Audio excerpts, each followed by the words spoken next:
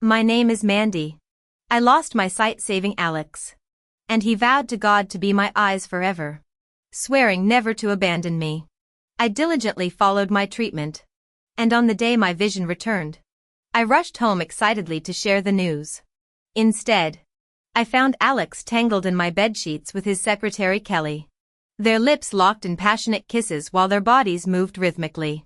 Breathless with desire, Alex moaned Kelly's name repeatedly. Alex, why don't you divorce that blind wife of yours? Kelly purred, tracing his jawline. I'm the one who truly understands you. Just give me more time. He gasped. That night, I wandered into the snowstorm wearing nothing but thin pajamas. My heart frozen as I booked a flight back to Meow Village. I wanted to vanish where Alex could never find me. After securing the ticket, I foolishly hoped the lovers might have stopped. But when I returned, they'd migrated to the living room couch, clothes discarded, mouths fused, the air thick with musk. Alex's lust-glazed eyes met mine briefly before he bit his lip to stifle sounds. Kelly smirked and deliberately ground against him. Relax, she taunted, shooting me a contemptuous glance. Mandy's still blind. She can't see us. Alex pinched her waist. Quiet. She might hear. But this is so thrilling. Kelly giggled, before feigning innocence. Oops. We're out. Should we ask her to bring more? Mandy, Alex called hoarsely, arms still wrapped around Kelly. My throat hurts. Bring the cold medicine from the coffee table. My hands trembled as I stared at the condom box they'd labeled as medication. Playing my role, I groped blindly across the table. Is your cold serious? My voice cracked. I'll recover after resting, he muttered, snatching the box while Kelly nibbled his ear. Sleep in the guest room tonight. Don't want you catching this. Carrying Kelly upstairs, he left me standing in the suffocating silence. Tears froze on my cheeks as their muffled moans drifted down. He'd promised eternal loyalty. Yet here we were, dialing my master. I whispered, I'm ready to return and inherit our ancestral legacy. Certain? Our village forbids leaving once you enter. Certain. The line paused. Come in 8 days. For years, I'd hesitated because of Alex. Now, his betrayal decided for me. Glancing at the locked guest room door, I steeled myself. I've wasted my medical talents long enough. Proud of you, child. We'll await you at the village gates. As I hung up, Alex stumbled in, new shirt unbuttoned, lips swollen, reeking of Kelly's perfume. His neck and body were covered in hickeys and scratches from Kelly's nails during their passionate encounter. Of course I couldn't see them, I was blind. A wave of unprecedented nausea washed over me, bile rising in my throat. Alex rushed closer in concern, his signature scent of Kelly's custom perfume enveloping me, the exclusive fragrance he'd commissioned for her. When the cloying sweetness hit my nostrils, disgust overwhelmed me. I shoved him away, fumbling blindly toward the bathroom. My own body was rejecting him now. Crouched over the toilet, I dry-heaved until the spasms subsided. That's when I saw it, the pregnancy test in the wastebasket. 2 red lines glaring like accusatory fingers. We hadn't been intimate since my accident 6 months ago. Alex had found his consolation in Kelly. And now she carried his child. Mandy. What's wrong? Alex's panicked voice came from behind as he wrapped trembling arms around me. You pushed me away and his hands shook against my waist, clinging desperately as if I might dissolve. The man who'd just emerged from another woman's bed now crooned false endearments. Alex. Master of deception. I peeled his hands away. Just stomach issues. Everything tastes wrong lately. The lie came easily. Though I'd always despised dishonesty. Now I'd become what I hated. Alex reacted like I'd announced terminal illness. The fastidious CEO ignored my vomit-stained clothes, crushing me against his Armani suit. I'm sorry, Mandy. Work's consumed me. This is all my fault. He cradled my face with performative tenderness, guiding me to change clothes. When I dressed myself for the first time in our marriage, his stunned pause spoke volumes. Tucking me into bed, he whispered, Are you punishing me? Tomorrow's your birthday, I'll cancel everything. Just us. The ruthless tycoon played penitent lover flawlessly. I drifted off to his caress, only to hear his phone vibrate. Bring me new panties. Kelly's voice purred through the silenced speaker. You tore mine last time. Alex pressed a kiss to my forehead before slipping out. I clutched the sheets, tears soaking my pillow. 7 more days until freedom. Morning revealed Alex cooking my favorite breakfast. Kelly pouted across the table until his phone lit up. I'll compensate you later. Don't embarrass me in front of Mandy. The mistress smirked, brushing against him suggestively before flouncing out. Rejecting his fed bites, I pretended to fumble with chopsticks. Alex insisted on a yacht birthday party, retracing our wedding steps through rose petals, though he knew I hated roses. Kelly's favorite flower carpeted our path. Remember our televised vows here? Alex's tear fell onto my finger. The world knew I adored you. His Oscar-worthy performance continued, oblivious to my internal sneer. The man who craved young flesh now wept over dead promises. First love's illusion had shattered. In 7 days, the blindfold would lift from both my eyes and heart. If it weren't for his infidelity and betrayal, I might have truly been moved to tears in his arms. He did love me once, but now everything's changed. His affection has been diverted to Kelly Brown. I withdrew my hand calmly while Alex Grayson remained lost in his thoughts. Seeing my indifference, his eyes clouded with hurt before brightening moments later as he gazed at the deck. Kelly Brown approached wearing the custom-designed evening gown from the Grayson family's collection. Dressed to perfection, she radiated aristocratic elegance that overshadowed my simple attire. Happy birthday, Mrs. Grayson. She smiled before boldly grasping Alex's hand in front of everyone. Everything's ready, Mr. Grayson. Let's count down. As their 3 echoed, fireworks exploded across the night sky in kaleidoscopic brilliance. The 3 of us stood together, Alex and Kelly intertwined like newlyweds, while the pyrotechnics spelled out Kelly repeatedly without a single mention of Mandy Wilson. The birthday celebration's true purpose became painfully clear when Alex abruptly left me with housekeeping staff after claiming urgent business. I followed their departing figures. Through the foyer's frosted glass, I witnessed Kelly straddling Alex in passionate frenzy, their clothes scattering as they tumbled onto the sofa. Thank God Mandy's blind to your fireworks stunt, Alex panted during their entanglement. Kelly laughed breathlessly while unbuttoning his shirt. What's there to fear? She can't see us anyway. My trembling fingers recorded every compromising moment until dawn. Returning home, I methodically removed my wedding ring and incinerated every memento of our marriage in the backyard bonfire. The flames consumed 7 years of memories as I whispered, "We're done, Alex." He came rushing back hours later, panic-stricken. "Mandy, you nearly gave me heart failure disappearing like that." I smiled through our final embrace. "You were gone too long. I got scared." For 7 days he stayed, until another urgent business meeting called him away. At our parting, I slid the divorce papers across the table. "Just some documents needing your signature." Distracted and eager to meet Kelly, Alex scribbled his name without reading. "Buy whatever you want," he said, tossing me a credit card before hurrying off. The man never realized he'd signed away our marriage, nor heard my unspoken farewell. I took off my sunglasses, watching Alex's retreating figure. "Alex, goodbye." Returning home, I placed the divorce papers and the recorded video on the coffee table.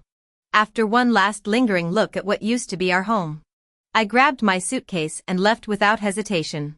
Meanwhile, Alex rushed to the hospital after receiving Kelly's call about her injury. Upon arrival, he found her faking a minor cold.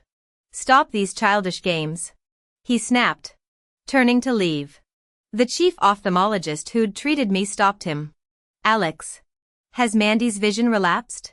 "What do you mean relapsed?" Alex froze. "We restored her sight 7 days ago." She was overjoyed, running off to share the news with you personally. Alex staggered against the wall, panic flooding his eyes. He shoved past Kelly, Bolting home. At the airport. My phone rang. Mandy. Could you see all along?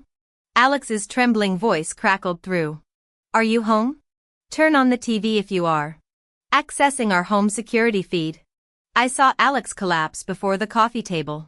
30 minutes prior.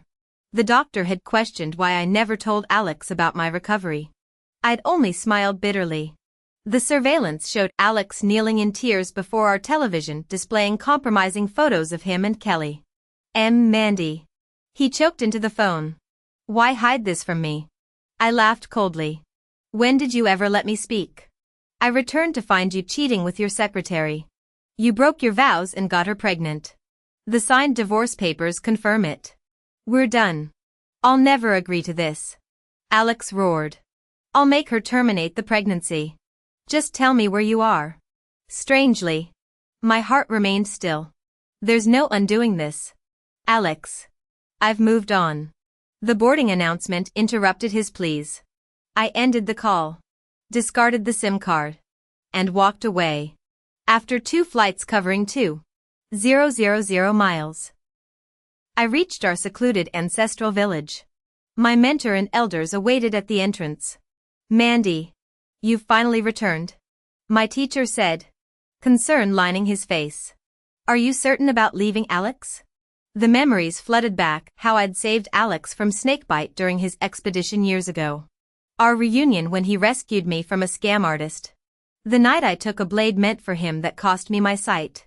He'd vowed to be my eyes forever. Weeping outside the ER for days. Now, gazing at my childhood home's familiar peaks, I answered firmly, that man no longer exists. The mountain breeze carried away the last echoes of Alex's broken promises as I stepped into my new beginning. I answered him firmly that my relationship with Alex was over. And there was nothing left to regret. He got Kelly pregnant. If I didn't leave, should I have stayed to watch their happy family of 3? I'd given him countless chances, hoping he'd come to his senses and preserve our marriage by maintaining basic decency. Yet he only grew bolder. Consider this life experience. My mentor sighed. It's not entirely bad. Realizing when to let go shows growth. Young people should focus on medical research with me. Master healing arts to contribute meaningfully to society. He was right. At 30, my future still gleamed with possibilities. No more wasting energy on unworthy distractions. Time to rebuild. 3 years flew by. My mentor and I developed antiviral medications and flu treatments, collaborating with national medical teams. Our breakthroughs earned recognition during field missions. My mentor eventually encouraged younger tribesmen to explore the world, lifting travel restrictions. The day borders reopened, Alex walked into my clinic with a medical team. He froze upon seeing me diagnose patients, packages tumbling from his arms as he lunged forward.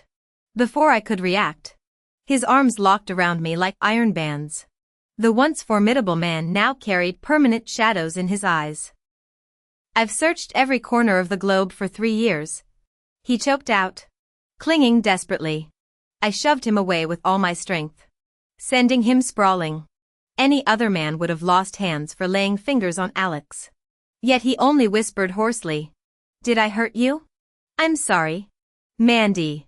Don't touch me," I said coldly. "Our marriage died years ago." He surged up wildly. "No. Kill me if you must. But don't push me away." When he tried to kiss me, I slapped him hard. I don't keep cheaters, especially ones who impregnate other women. His face crumpled. I made Kelly abort. Destroyed her completely. Let me make amends. Snatching my wrist back, I turned away. I don't love you anymore, Alex. Believe what you want, but you're not in my future. The color drained from his face. Tears streamed down as he rasped, "Liar. Look at me and say it." Meeting his bloodshot eyes squarely, I repeated, "I don't love you. Now release me." "Mr. Grayson." His grip slackened. "When you left, part of me died," he whispered brokenly. "I tracked your name through medical records. Crossed mountains to find you, only for this." Stumbling out, he took residence next door. though he shadowed my movements. I never acknowledged him. Everything changed when a former classmate came for checkups. Our cheerful reminiscing made Alex assume romance. He charged at us. Fist raised. Go rage elsewhere. Alex. I blocked his punch. After my embarrassed friend left, he seized my hand pleadingly. Had enough time to calm down? Come home with me. I laughed incredulously. You think those years apart were some lover's quarrel? Alex Grayson. Did you even hear a word I said? I told you. We're divorced. I don't love you anymore. Can't you understand basic English? I couldn't help but laugh in exasperation. I'll never forget how you stripped naked and went at it like animals with Kelly right in front of me. Or how the cold medicine you asked me to fetch turned out to be condoms. Even the fireworks you gave me bloomed with Kelly's name instead of mine. I don't know where you find the audacity to calmly ask me to come home after all that. You wanted excitement? Now live with the consequences. Each word sliced through Alex's chest like a twisted blade. He gasped like a suffocating fish while I clenched my fist, resisting the urge to slap him. That's when Kelly appeared alive and unchanged despite Alex's promise to eliminate her completely. Touch Alex and I'll break what's left of you. Luke sneered, switching to groveling puppy dog eyes when facing Alex. Looks like the trash took itself out. Should I lock the door for this dogfight? I shot back. Done tolerating their nonsense in my own clinic. Kelly lunged at me with a glass jar after my kick sent her crumpling to the floor, clutching her groin. Oops. My foot slipped. I deadpanned as she shrieked death threats. Alex finally snapped, yanking her hair like a rabid animal. Harm one hair on Mandy's head and I'll carve you into pieces. After all those nights moaning into my neck while your wife slept downstairs? Kelly spat bloodied laughter, glaring triumphantly at me. You think you're so composed, Mandy? Real women show anger. I shrugged. My womanhood's none of your concern. But you might want to check if my kick damaged your favorite toy. Feel free to keep Alex, he's your problem now. The color drained from Alex's face as his nails drew blood from clenched palms. Finally tasting that gut-wrenching pain. Aren't we? Get out of Miaojiang. I stated coldly. Don't make me say it twice. As Kelly scrambled for another attack, I sidestepped effortlessly. Watching these two toxic clowns unravel? Honestly, it's getting boring. Alex Grayson. Can you hear me? Only I truly love you, ah. Kelly instantly clutched her lower body, her face flushing crimson like a stuck pig as she screamed in agony. Alex had somehow produced a knife, stabbing upward beneath Kelly's skirt. Blood pooled around Kelly's form, staining both the floor and his own garments. The damage appeared irreversible. You drove Mandy away. That's why she left me. His voice dropped to a venomous whisper. Now you dare harm her? I warned everyone, whoever hurts her will endure unimaginable suffering. Seeing Alex's deranged expression, Kelly finally understood true terror. She scrambled backward, limbs scrabbling against the floor as she tried to escape his blade. I'd just stepped outside when Kelly's screams for help reached me. After a moment's hesitation, I turned back. The scene froze my blood. Alex stood over Kelly, knife plunging downward with manic intensity. Alex. Stop this. You'll go to prison for murder. My shout shattered the nightmare. He froze mid-strike, turning slowly. Blood streaked his face like war paint. I was eliminating your threat. Mandy. She wanted you dead. His explanation came as Kelly collapsed motionless, unconscious from blood loss. The knife clattered to the floor as Alex approached me. Resistance felt impossible. He rested his head against my shoulder, exhaustion weighing his eyelids. Mandy, one last embrace? Certain of my safety, I raised my arms. Before contact, police stormed in, tackling him to the ground. My hands hung suspended as they cuffed him. Release me. Mandy was about to hold me. Why interfere? His ravings went ignored. When I stepped forward, officers blocked my path. He won't harm me. If one embrace could exorcise his demons, I'd grant it. Final hug. Alex. He crumpled against me, sobbing wretched apologies between gasps of "I deserve this." They led him away, his gaze clinging to mine until the police car disappeared down the mountain road. "Ms. Wilson, are you unharmed?" The classmate who'd accompanied me earlier emerged. He'd witnessed Kelly's attack and alerted patrol officers stationed below. After thanking him, I walked toward the village outskirts. The police cruiser carrying Alex faded into the horizon. This time, our parting felt permanent. "Goodbye, Alex."